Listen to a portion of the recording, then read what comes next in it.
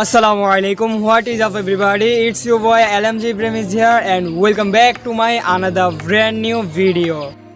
আজকে ভিডিওতে আমি যে কয়টি স্মার্টফোন নিয়ে কথা বলবো সেই কয়টি স্মার্টফোন আগামী এপ্রিল মাসে আমাদের বাংলাদেশ মার্কেটে অফিসিয়ালি কিংবা আনঅফিসিয়ালি চলে আসবে এবং সম্ভবত এই কয়েকটি স্মার্টফোনে বাংলাদেশ মার্কেট সামনের মাসটি কাঁপাবে। ভিডিও শুরু করার পূর্বে যারা আমাদের চ্যানেলে নতুন রয়েছেন প্লিজ সাবস্ক্রাইব করে আমাদের পরিবারের একজন সদস্য হয়ে যাবেন। সো চলুন বেশি দেরি না করে আজকে ভিডিওটি শুরু করা যাক।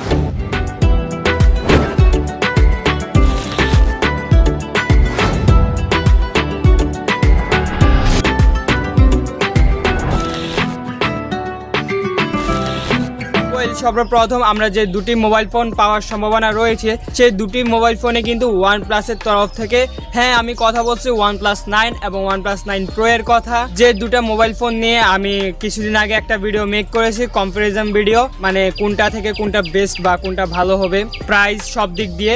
সো আপনারা যদি ভিডিওটা মিস করে থাকেন ভিডিও ডিসক্রিপশনে ভিডিওটা লিঙ্ক দেওয়া থাকবে, চাইলে গিয়ে দেখে আসতে পারেন। তো যেহেতু ইন্ডিয়ান মার্কেটে এটা লঞ্চ হয়ে গিয়েছে তাই বাংলাদেশ মার্কেটে সামনের মাসে আমরা খুব শীঘ্রই এই মোবাইল ফোনটি অফিসিয়ালি হোক কিংবা আনঅফিসিয়ালি হোক পেয়ে যাব।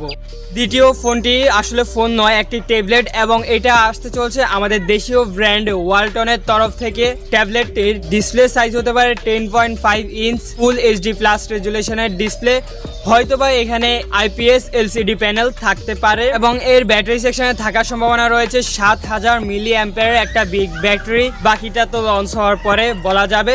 এই ট্যাবলেটটি আমরা হয়তোবা এপ্রিলের প্রথম দিকেই পেয়ে যেতে পারি বাংলাদেশ মার্কেটে। তারপরের মোবাইল ফোনটি আমরা পেতে চলছি পোকোর তরফ থেকে।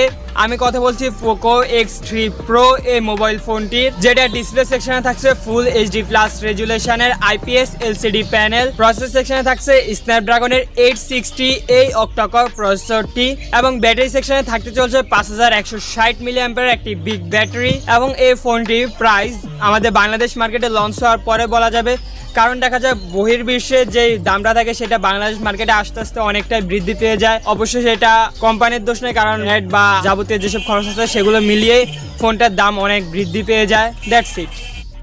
পরবর্তী আমরা যে ফোনগুলো পেতে চলছি সেটা হলো রিয়েলমির তরফ থেকে। আমি কথা বলছি রিয়েলমি 8 সিরিজ নিয়ে। সো রিয়েলমি 8 সিরিজের মধ্যে থেকে আমাদের বাংলাদেশ মার্কেটে দুটা মোবাইল ফোন আসার সম্ভাবনা রয়েছে, একটা হলো রিয়েলমি 8 এবং আরেকটা হলো রিয়েলমি 8 Pro। ইনশাআল্লাহ আগামীকালকে আমাদের রিয়েলমি 8 Pro নিয়ে একটা ভিডিও চলে আসবে আমাদের চ্যানেলে। অ্যান্ড আপনাদেরকে একটা রিকোয়েস্ট, প্লিজ চ্যানেলটা সাবস্ক্রাইব করে নেবেন যাতে ওই ভিডিওটা আপনারা মিস না করেন। পরবর্তী যে ফোনটি আমরা পেতে পারি সেটা হলো গিয়ে ভিভোর তরফ থেকে। আমি কথা বলছি ভিভো X60 Pro এই মোবাইল ফোনটি নিয়ে, যেটা প্রসেসর সেকশনে ব্যবহার করা হয়েছে কোয়ালকম স্ন্যাপড্রাগনের 870 এই অক্টাকোর প্রসেসরটি এবং এটা প্রাইসও বাংলাদেশ মার্কেটে আসার পরে বাংলাদেশ মার্কেটে প্রাইসটা জানা যাবে। সো আমাদেরকে একটু তো ধৈর্য ধরতেই হবে। এই ছিল বেশ কয়েকটি স্মার্টফোন যেগুলো এপ্রিলে বাংলাদেশ মার্কেটে অফিসিয়ালি কিংবা আনঅফিসিয়ালি মোটামুটি ভাবে শিওর যে আসতে পারে। এছাড়াও আরো বেশ কয়েকটি মোবাইল ফোন রয়েছে যেগুলো বাংলাদেশ মার্কেটে এপ্রিল মাসে চলে আসতে পারে, বাট সেগুলো সম্পর্কে আমি শিওর না হতে আপনাদেরকে এই ভিডিওতে জানালাম না। যদি শিওর হয়ে যায় অবশ্যই এ নিয়ে আরো একটি ভিডিও করে নিব। সো এই ছিল আজকে ভিডিও। যদি ভিডিওটা ভালো লাগে প্লিজ লাইক করে দিবেন, খারাপ লাগলে ডিসলাইক তো রয়েছেই, এবং কমেন্ট সেকশনে আপনি চাইলে আপনার মূল্যবান মতামত জানাতে পারেন এবং ভিডিওটি চাইলে আপনি আপনার প্রিয়জনদের সাথে শেয়ার করতে পারেন। দেখা হচ্ছে খুব শীঘ্রই নতুন কিছু নিয়ে। সবাই ভালো থাকবেন, সুস্থ থাকবেন। আল্লাহ হাফেজ।